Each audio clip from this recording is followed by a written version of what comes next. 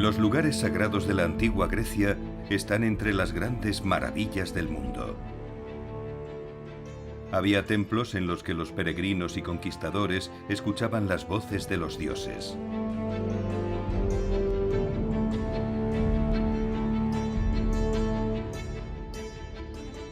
Algunos espacios eran misteriosos y sorprendentes, donde personas poseídas por fuerzas de otro mundo ofrecían visiones del futuro. Algunas predecían la llegada de terribles sucesos. Otras auguraban una muerte horrible para quienes se acercaran demasiado. ¿Realmente era el poder de los dioses? ¿O había fuerzas elementales aún más poderosas? Lugares sagrados. Oráculos.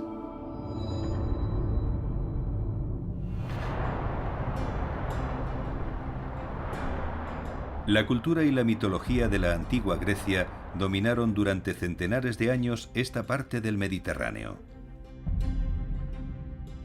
Sus templos y lugares sagrados siguen siendo leyendas hasta el día de hoy.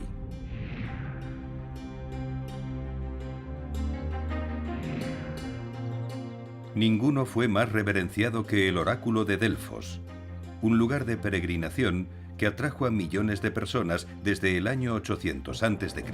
hasta finales del siglo IV de nuestra era.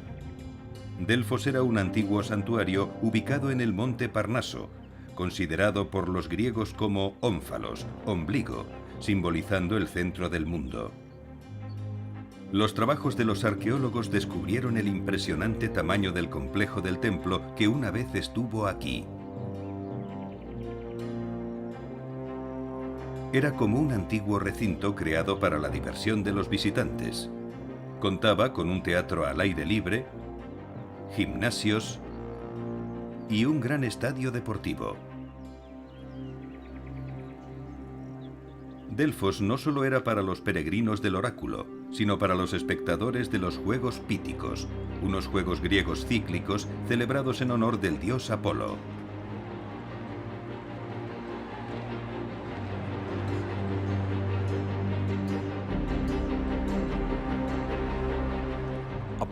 Apolo era el dios atleta, arquero, también un joven corredor, lanzador de disco, y por eso había un estadio con pistas y espacios para las competiciones, y miles de personas celebraban los Juegos Píticos, que alternaban con los famosos Juegos Olímpicos de Zeus. Eran uno de los 4 grandes juegos deportivos del calendario griego.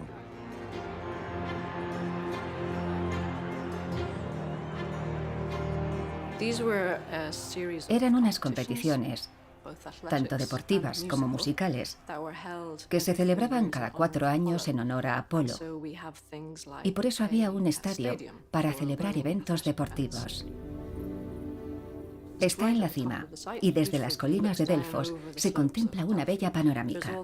También había un campo de entrenamiento, un gimnasio con una pista cubierta para correr incluso si llovía, y una palestra para practicar boxeo y lucha.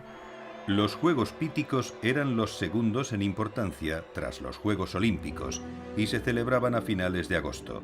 Los vencedores eran recompensados con una corona de hojas de laurel. Todo formaba parte del sentir de los griegos, que pensaban que debían honrar a los dioses por medio de competiciones, esfuerzo, ofrendas, sacrificios y actos religiosos. Pero lo que hacía a Delfos tan especial era su edificio principal, el Templo de Apolo. Un edificio sagrado, hogar de una sacerdotisa con el poder de predecir el futuro. Una mujer de la localidad de alto rango, elegida por los sacerdotes del templo, conocida como Pitonisa. Ella era la sacerdotisa del templo y a través de ella hablaba el dios Apolo. Era la portavoz de Apolo en Delfos. Si era seleccionada, tenía que vivir en el santuario, dedicar su vida a Apolo y permanecer casta. Los oráculos griegos eran fundamentales en esa época para ellos. Los dioses podían predecir el futuro. La tradición del oráculo se relaciona con la Madre Tierra. En los primeros tiempos de la historia griega, el sitio de Delfos ya era sagrado, pero no estaba consagrado para ningún dios masculino. Era el lugar especial para una diosa griega relacionada con la tierra. Lo podemos ver en palabras como geología y geografía. Para los griegos, esta diosa personificaba la madre tierra. El oráculo de Delfos se remonta a tiempos muy antiguos. Los antiguos griegos creían en Gaia, la madre tierra, y fue el primer oráculo adorado en Delfos.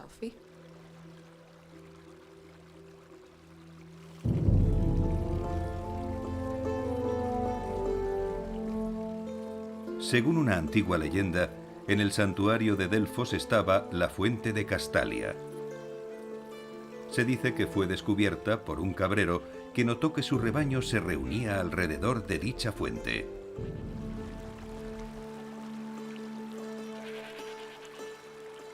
El hombre inhaló los vapores del agua y empezó a hablar en otras lenguas, y desde ese día, el manantial estuvo dedicado a la diosa de la tierra.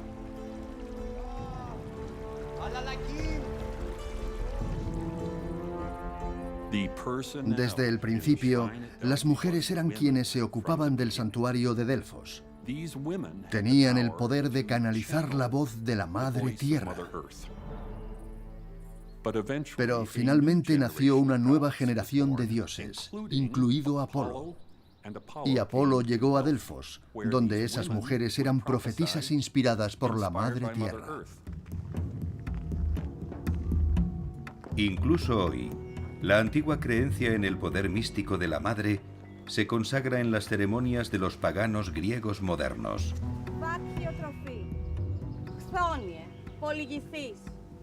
Καρποτρόφοι, λιμονιάδες, σχολιοδρόμοι, αγνέ, αντροχαρείς, σπήλιξη και χαρμένε. La cultura griega antigua continúa en nosotros. Somos los herederos de los antiguos griegos, del sector cultural y religioso. Estamos conectados y percibimos la influencia de todo lo que tenga que ver con las tradiciones antiguas. En sus rituales, las mujeres, no los hombres, eran quienes iban a la vanguardia. Así como los dioses de la antigua Grecia eran servidos por sacerdotes, las deidades femeninas tenían sus sacerdotisas. Una de ellas es Sofía Blajuli, una pagana griega moderna, cuyas creencias se basan en la religión de sus antiguos ancestros. Apolo eligió a una mujer para que fuera la mensajera de sus palabras. Creo que para demostrar que respetaba tanto a las mujeres como a los hombres, porque eran igualmente importantes.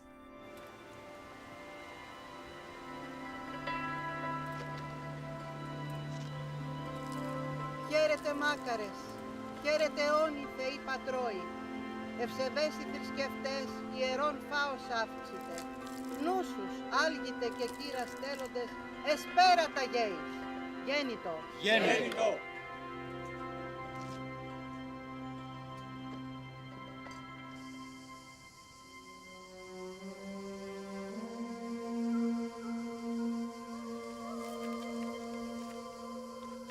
Durante centenares de años, peregrinos del otro lado del Mediterráneo acudían a Delfos y subían por el empinado sendero que conducía al templo de Apolo.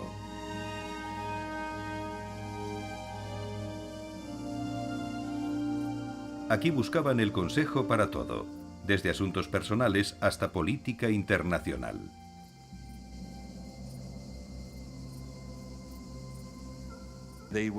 Iban a Delfos, ascendían al monte Parnaso y al amanecer empezaban a caminar y de uno en uno llegaban a esta cripta en el centro del templo.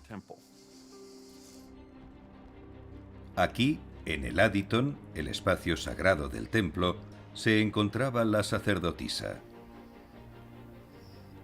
Inhalaba los vapores y entraba en un extraño estado de hipnosis, aparentemente poseída por el espíritu de Apolo.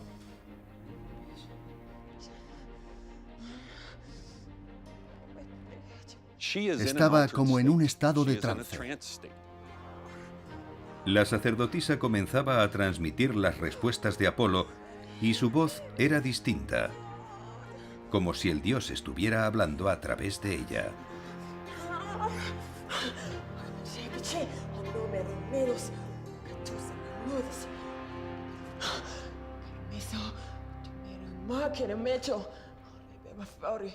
Sabemos que cuando terminaba la sesión, las mujeres estaban exhaustas. Realizaban un gran esfuerzo físico.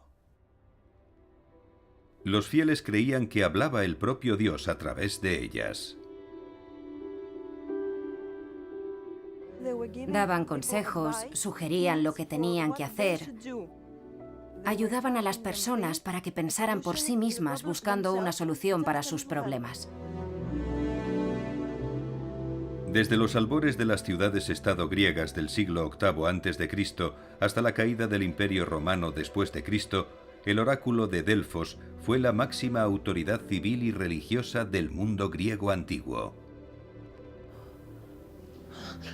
Cuando se trataba de asuntos de Estado, no se hacía nada sin consultar antes al oráculo. Ansiosos por ganarse el favor de los dioses, los grandes gobernantes llenaban el templo de regalos y ofrendas. Delfos era muy importante a nivel político para los antiguos griegos y para el mundo mediterráneo.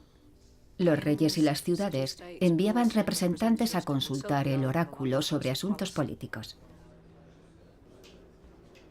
Con el tiempo, Delfos se convirtió en uno de los asentamientos más ricos de la antigua Grecia, pero su prosperidad e influencia eran sostenidas por algo más que la adivinación. A medida que los sacerdotes del templo descifraban las declaraciones del oráculo, los observadores podían escuchar algo más que las profecías de Apolo. De igual manera que los modernos vendedores de feria, las sacerdotisas de Apolo podían poner algo propio al transmitir las palabras del oráculo. De cualquier manera, las profecías eran ambiguas.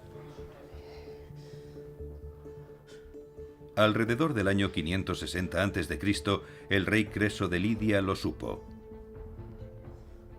Según los historiadores antiguos, consultó al oráculo mientras se preparaba para luchar contra el ejército persa. El oráculo le dijo: si cruzas el río será destruido un gran imperio. Pero cuando Creso atacó, fue derrotado.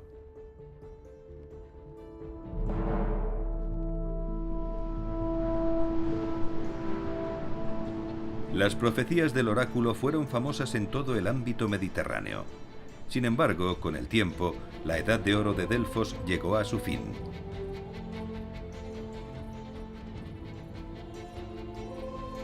A finales del siglo IV, el emperador romano Teodosio quiso eliminar todo rastro de paganismo de lo que ya era un imperio cristiano y ordenó la destrucción del complejo del templo. El oráculo fue finalmente silenciado.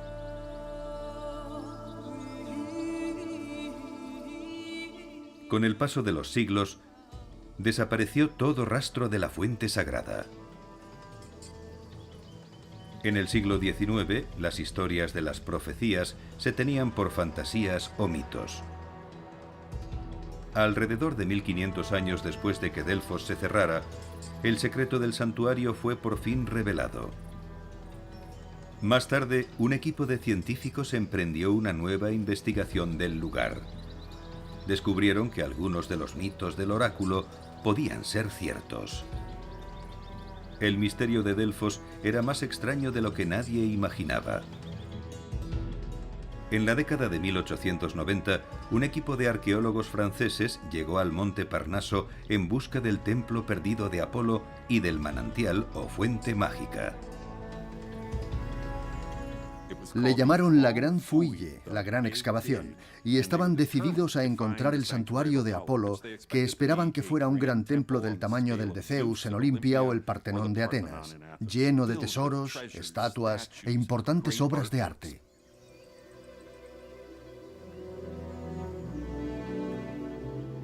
A pesar de sus esfuerzos, el equipo buscó en vano cualquier señal de la legendaria fuente.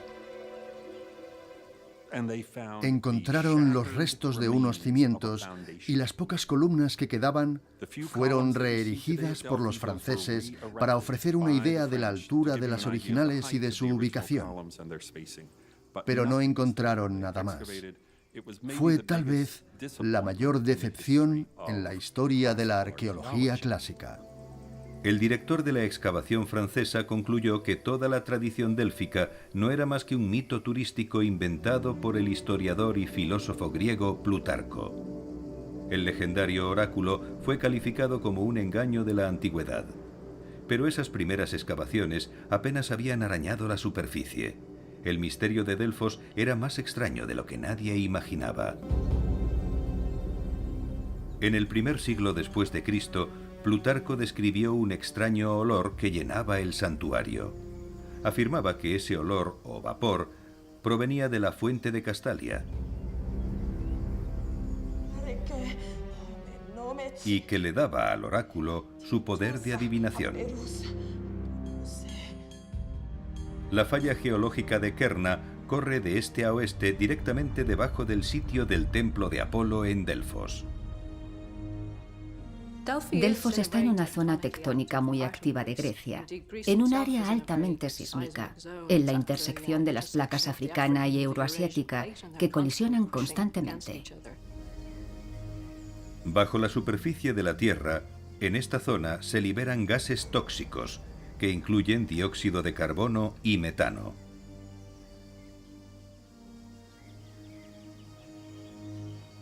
Según los relatos antiguos, el santuario estaba situado sobre una hendidura en la roca. Todas las evidencias sugieren que aquí se respiraban los gases que emanaban de la falla.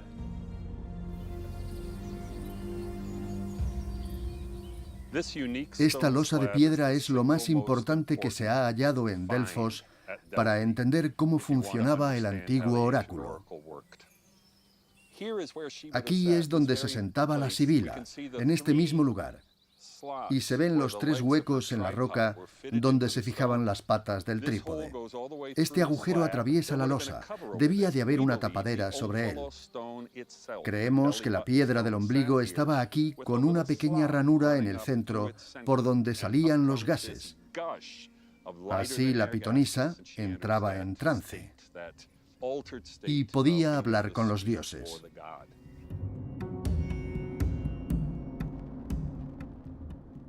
En la década de 1990, el arqueólogo John Hale y sus colegas identificaron rastros de gases de hidrocarburos en las rocas porosas del santuario. También se encontraron en las aguas de la fuente. El análisis indicó la presencia de etileno, un gas muy potente y tóxico. Inhalado incluso en pequeñas cantidades, el gas etileno puede provocar experiencias psicodélicas que van desde la confusión leve a la euforia y el delirio. El olor descrito por Plutarco también podía deberse a la presencia de otros gases de hidrocarburos.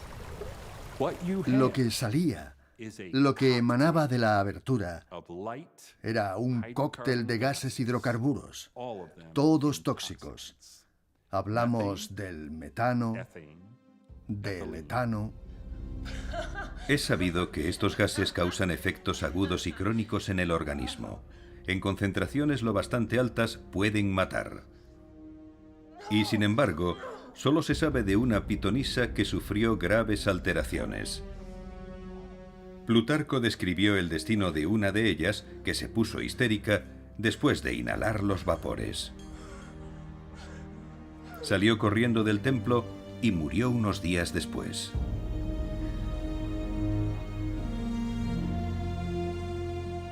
Es muy posible que fuera víctima de envenenamiento por uno de estos gases. Nadie puede decir si este gas también inspiraba las profecías del oráculo. Pero hay algo seguro. El santuario sagrado donde estaba el oráculo se encontraba en una ubicación donde había 2 fallas geológicas.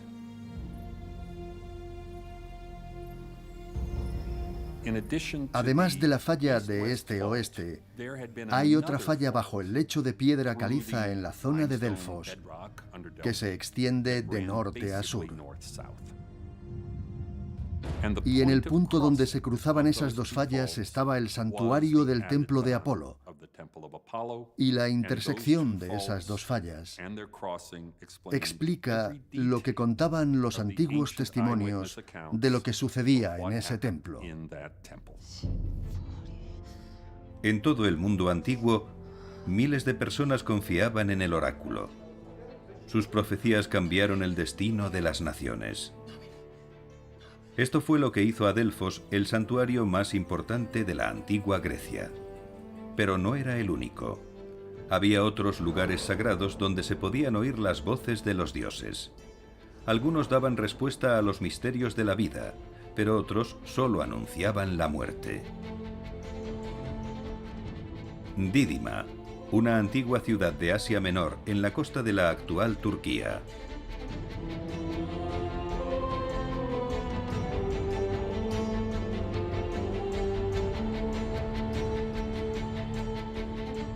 Aquí, en la costa suroeste, se encuentra un bosque de pilares rotos, todo lo que queda de lo que una vez fue un magnífico santuario. Estas son las ruinas del templo de Dídima. El oráculo fue muy famoso en el siglo VII a.C. Como el oráculo de Delfos, la sacerdotisa de Dídima transmitía las profecías de Apolo desde una cámara sagrada alrededor de la cual se construyó el templo.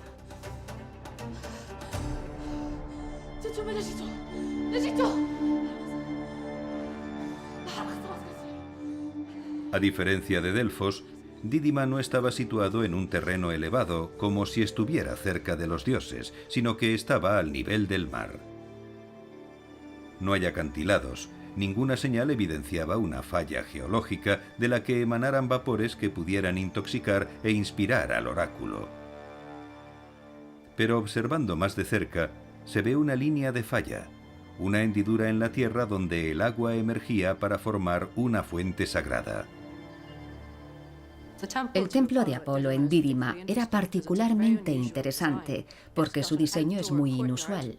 En el interior había un patio descubierto para poder plantar un bosquecillo sagrado y que los árboles pudieran crecer a cielo abierto. Y también una sala subterránea situada directamente sobre un manantial donde se sentaba la sacerdotisa. En Dídima hay que subir estos escalones del templo hasta una plataforma. Y allí hay dos puertas que conducen a unos túneles. Se pasaba por esos túneles tan largos que desorientaban. La gente no sabía hasta dónde llegaban bajo la tierra. En realidad estaban bajo la superficie, pero no lo parecía. Cuando salían al exterior, a la parte central del templo, veían ante ellos ese pequeño santuario. Era fácil entender lo que la gente sentía en Delfos. He estado bajo la tierra. Pero más allá de la experiencia religiosa, es lo que tú experimentas. Era como un viaje, una mini peregrinación dentro del santuario. El tamaño de Dídima lo hacía posible. Y el objetivo del viaje era el momento en el que recibían la revelación. Estaba muy presente en estos sitios de Apolo, en todos ellos. Creo que los túneles eran como espacios que conectaban el mundo de los humanos con el misterioso mundo subterráneo de los oráculos. Los túneles se podían considerar como un espacio intermedio.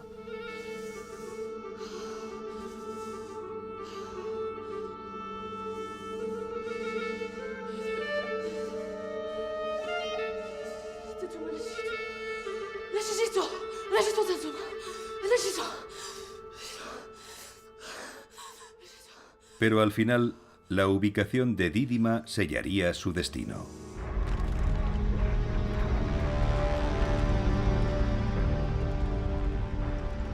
En el siglo XV, el santuario fue destruido por un gran terremoto. Hoy, la única evidencia de la fuente sagrada, desaparecida hace mucho tiempo, son los árboles que crecen cerca. Sus raíces aún se alimentan de las aguas que antaño brotaban en la superficie del centro del templo. Recientemente, en la isla mediterránea de Eubea, un equipo de geólogos griegos descubrió un sitio muy similar a Dídima. Según una inscripción en una antigua losa de piedra, también albergaba un oráculo. El hecho de que se encuentre directamente sobre una falla no es una coincidencia. Un antiguo poema griego cuenta que el dios Apolo viajó por esta parte de Grecia y fundó una serie de lugares de predicción antes de concluir su viaje en Delfos. Este es un lugar de gran actividad sísmica. Una extensa red de fallas subterráneas atraviesa la región.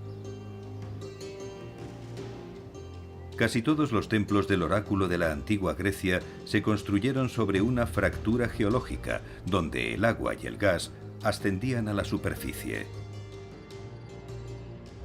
En sitios sagrados como Delfos y Dídima, estos fenómenos dieron lugar a profecías extraordinarias que cambiaron el mundo. Pero había lugares donde otras fuerzas elementales más siniestras estaban en juego.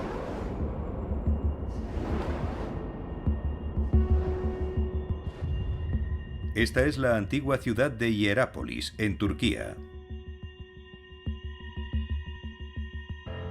Fue construida en el siglo II a.C. sobre una base de piedra caliza sólida. Tenía tantas tumbas y templos que se la conocía como la ciudad sagrada.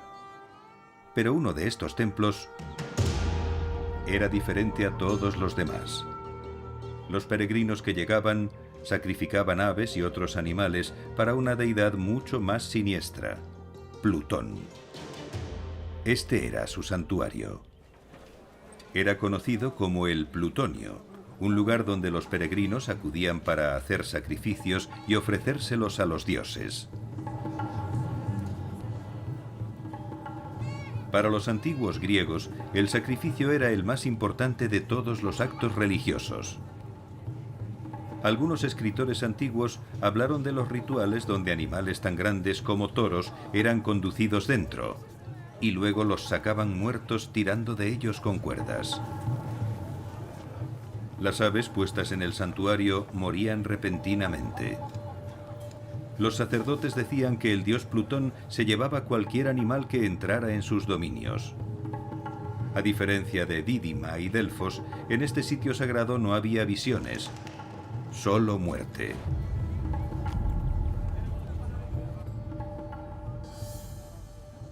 Con el tiempo, se convirtió en un espacio para extraordinarias orgías religiosas, donde se vendían animales a los visitantes para luego sacrificarlos. Lo que realmente mataba a los animales en cuanto entraban en la cueva sigue siendo un misterio.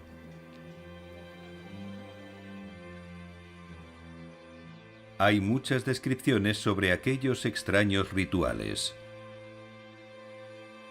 Los arqueólogos sabían que el templo debía estar oculto en los alrededores de este enorme y antiguo lugar. ¿Pero dónde?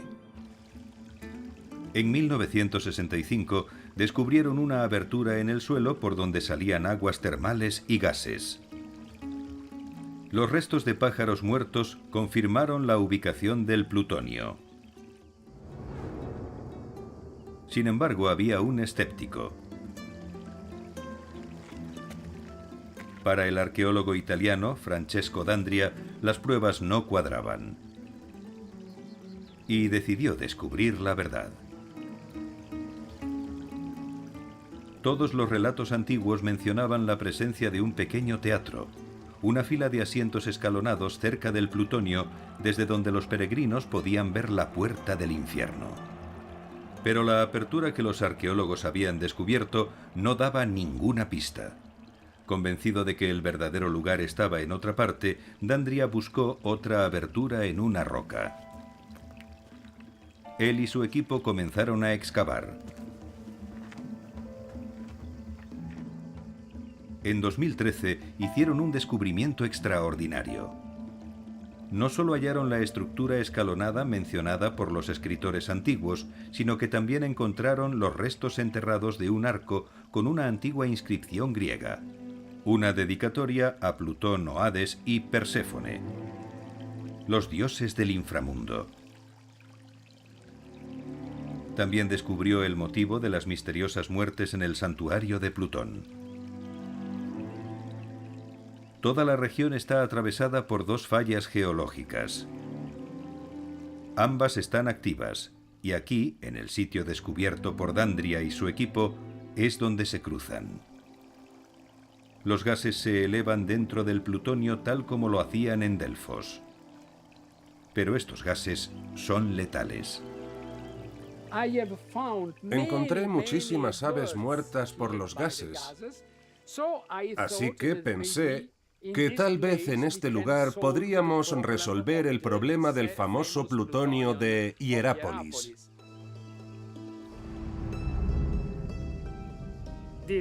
Esta gruta es peligrosa para todos. Si entras ahí, puedes correr peligro.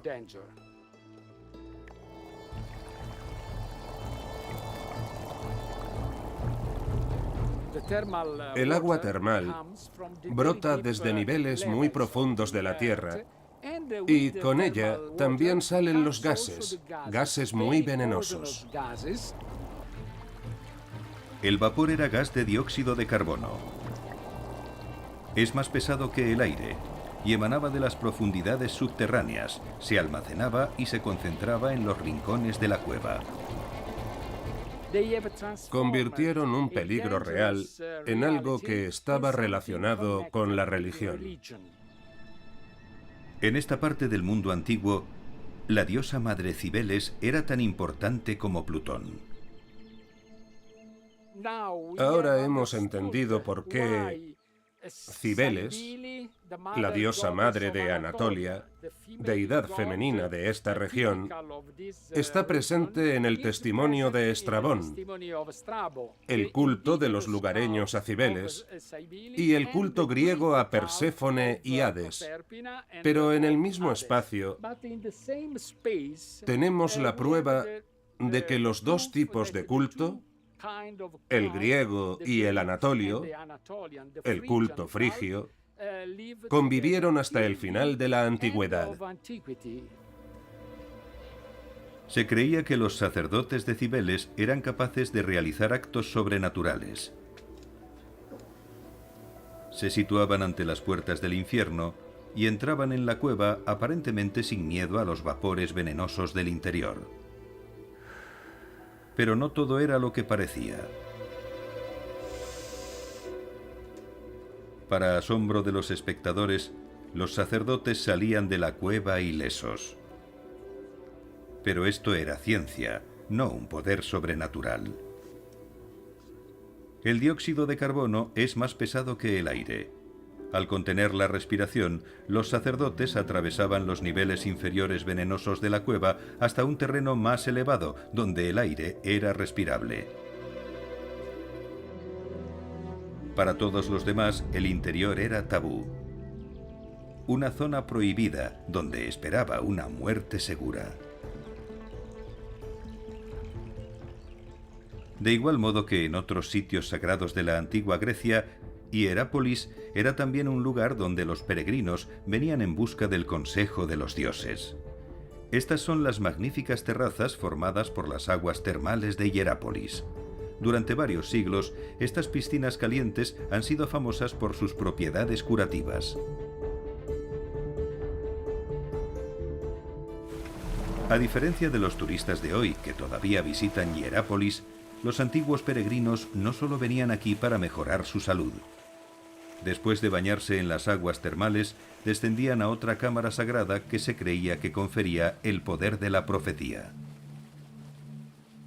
Ahí pasaban la noche rodeados de niveles bajos y transpirables de dióxido de carbono. Y al día siguiente se interpretaban sus sueños. Según los sacerdotes de Hierápolis, estos sueños eran predicciones del futuro inspiradas por el dios Plutón.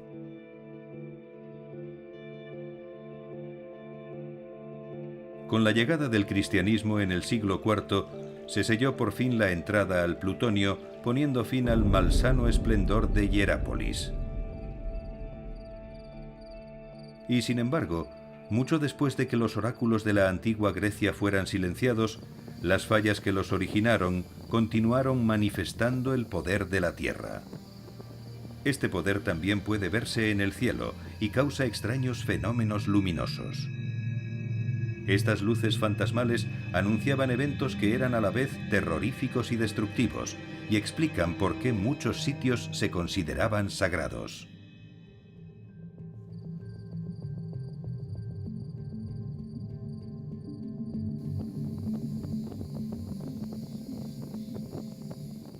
Esto es Ianartas, cerca del Valle del Olimpo, en la costa sur de Turquía. El nombre significa rocas ardientes, y queda claro el porqué. Al salir por las fisuras de la roca, docenas de pequeños fuegos alcanzan una intensidad máxima durante los meses de invierno. Los antiguos griegos lo llamaban Monte Quimera, por una criatura mitológica que escupía fuego. La quimera era un monstruo que escupía fuego y estaba hecho de 3 partes. La cabeza era de león, el cuerpo de cabra y la cola se asemejaba a una serpiente. Y por supuesto era como un dragón y escupía llamas. Ianartas estaba considerado como un sitio especialmente sagrado. La gente veía este lugar como un lugar mágico, un sitio mágico. Por estas manifestaciones, interpretaban que era un lugar espiritual, como algo producido por Dios. Se cree que los fuegos de Ianartas llevan miles de años sin apagarse.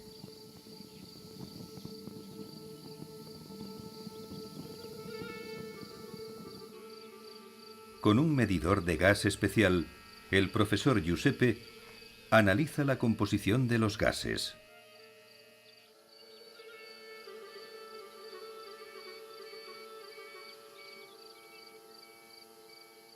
Estos fuegos naturales son causados por la combustión de 2 gases, hidrógeno y metano, que se originan en las rocas profundas del subsuelo. Encuentran una salida a la superficie a lo largo de una falla tectónica. Estamos justo sobre la falla, que es un contacto tectónico entre 2 tipos de roca. La piedra caliza, las rocas blanquecinas que están en el lado oeste de la colina, y las rocas verdosas, que son peridotitas y están a este lado. La falla es el contacto entre estas 2 rocas, y el gas se abre camino a través de ese contacto y forman esta manifestación tan especial.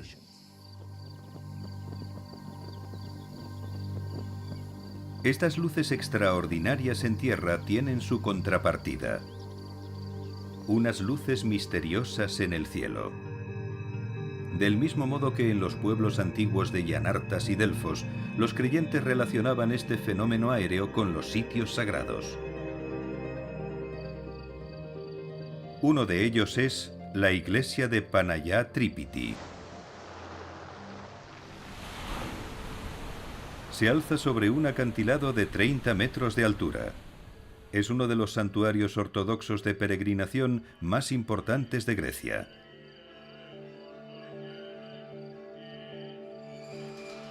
El nombre de la iglesia honra a la Virgen María, conocida en Grecia como Panayá.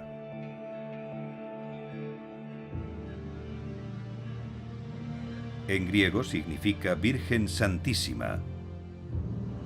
Se la relaciona con el nombre de la antigua diosa de la Madre Tierra, de Delfos. Cada año, miles de peregrinos acuden a recibir la bendición de la Madre de Dios. Según cuenta una leyenda, un marinero que luchaba por sobrevivir durante una tormenta fue guiado a un lugar seguro por una fuerte luz que salía de estos acantilados. Al llegar a la orilla, se dirigió a la fuente de la luz, una cueva rocosa donde descubrió un resplandeciente icono de la Virgen María. Lleno de gratitud, se quedó en el lugar y vivió allí el resto de sus días como monje.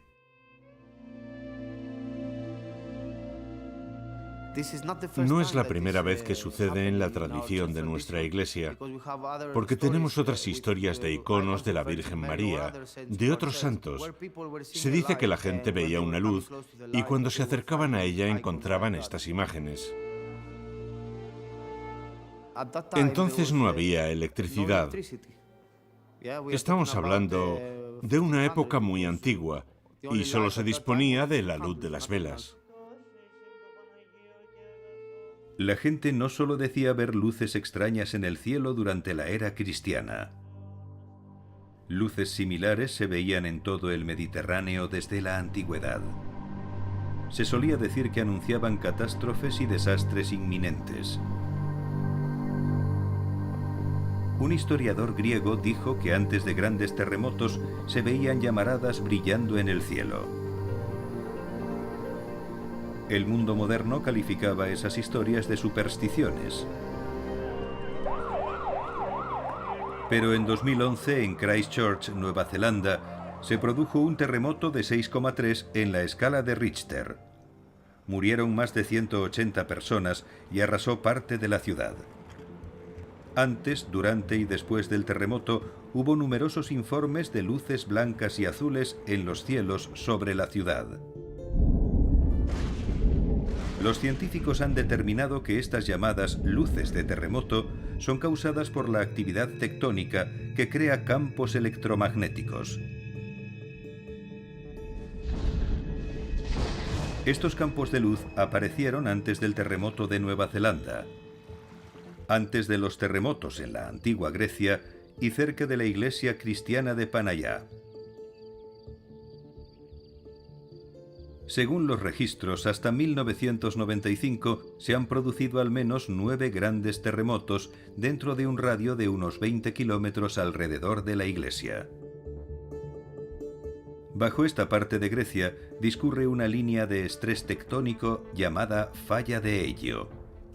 Forma la escarpada costa donde se encuentra la iglesia y la gruta donde se encontró el legendario icono. Luces en el cielo, actividad tectónica, milagros y oráculos se suelen encontrar juntos en el mundo antiguo. Pero una nueva y sorprendente evidencia sugiere que se produce esta misma combinación en el mundo moderno. En 1991, en Ontario, Canadá, se creó un nuevo lugar sagrado. Este sitio es cristiano, no pagano, pero está asociado con fenómenos que nos llevan de vuelta al antiguo Delfos. Aquí, en una granja de Marmora, una mujer escuchó una voz divina, tuvo visiones luminosas e hizo profecías. Los visionarios afirman ver apariciones de Jesús y la Virgen María. Y los testigos describen sensaciones de profunda relajación y bienestar. Aunque la Iglesia Católica local no se ha pronunciado sobre estas visiones, Marmora sigue siendo un importante lugar de peregrinación para los creyentes. Dejando a un lado las cuestiones de fe, ¿podría haber una conexión entre las apariciones de Marmora, la luz brillante vista en la iglesia de Panayá en Grecia, y los santuarios de Delfos y Herápolis? Todos estos sitios sagrados se encuentran en una zona tectónica activa. La actividad tectónica crea potentes campos magnéticos y a su vez estos campos magnéticos producen luces y sonidos y también afectan profundamente al cerebro humano.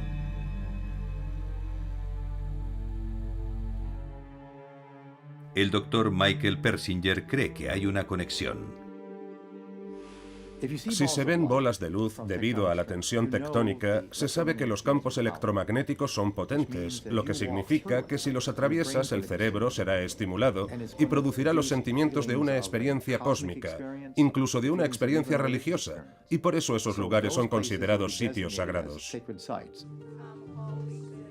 El fenómeno que tuvo lugar en Ontario sucede cerca de una gran mina magnética, un lugar de donde se extrae magnetita. Se dan las condiciones para producir las bolas de luz y las experiencias que, dependiendo de las creencias de cada uno, pueden ser extraterrestres, religiosas o bolas de luz.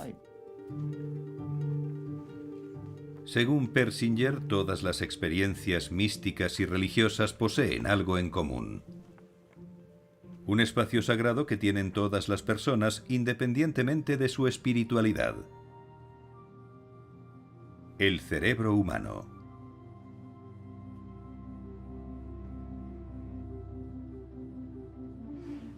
El cerebro humano tiene un hemisferio izquierdo y un hemisferio derecho. Aquí podemos ver los lóbulos temporales, el tallo cerebral y el cerebelo. Y estos dos hemisferios parecen iguales, pero son diferentes microestructuralmente. Y estas diferentes estructuras determinan la función. El hemisferio izquierdo está ligado al sentido del yo, la memoria y las imágenes. El derecho está asociado a las emociones, el espacio, el tiempo. En el hemisferio derecho, y específicamente aquí abajo, tenemos una zona descubierta recientemente que es la que está más conectada con el campo magnético de la Tierra.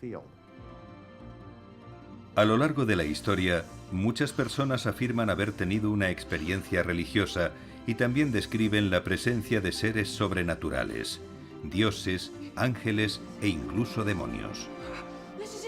Según el Dr. Persinger, podría haber una explicación científica. Cuando el proceso del hemisférico derecho se intercala o invade el hemisferio izquierdo, la persona detecta una presencia. Es la llamada conciencia parasitaria, que es una experiencia mística. El Dr. Persinger cree que muchas de estas experiencias sagradas se reducen a esta sencilla explicación. En sitios sísmicamente activos, el magnetismo puede afectar al cerebro de las personas, como en Delfos y en otros lugares del oráculo. Todas las experiencias provienen de nuestra actividad cerebral. La capacidad de amar, experimentar e incluso comunicarse con los dioses es una actividad cerebral. La pregunta es cuál es el estímulo. Si se produce un cambio en la tensión tectónica y se generan campos magnéticos con patrones específicos, eso induce a que el cerebro experimente una percepción. Esta teoría científica no puede explicar todas las experiencias religiosas de las que hablan los seres humanos desde tiempos remotos hasta el presente. Pero el Dr. Persinger ideó una forma de probar la teoría. Aplicó campos magnéticos de baja frecuencia al cerebro humano utilizando un dispositivo conocido como el casco de Dios. El casco de Dios es el nombre que se le dio a un aparato mediante el cual aplicamos campos magnéticos al lóbulo temporal. El método por el que funciona el casco de Dios es bastante simple. Sabemos que imitando al cerebro se obtienen los mejores y más eficientes efectos. Lo que hicimos primero fue medir la actividad cerebral. Extrajimos ese patrón, lo digitalizamos y volvimos a aplicarlo por medio de un ordenador para crear un campo magnético. Imitamos lo que hace el cerebro de forma natural cuando tiene una experiencia divina. Los sujetos que han probado el casco de Dios dicen tener sentimientos de paz, bienestar y en algunos casos la presencia de seres sobrenaturales. Todos los rasgos, ya sea la creatividad, la habilidad para el arte, la música y el pensamiento, se distribuyen normalmente. Y la experiencia de Dios, como todas las experiencias creadas por el cerebro, también muestra esa distribución. Algunas personas tienen muchas experiencias durante su vida, otras muy pocas. La mayoría de las personas están en el centro.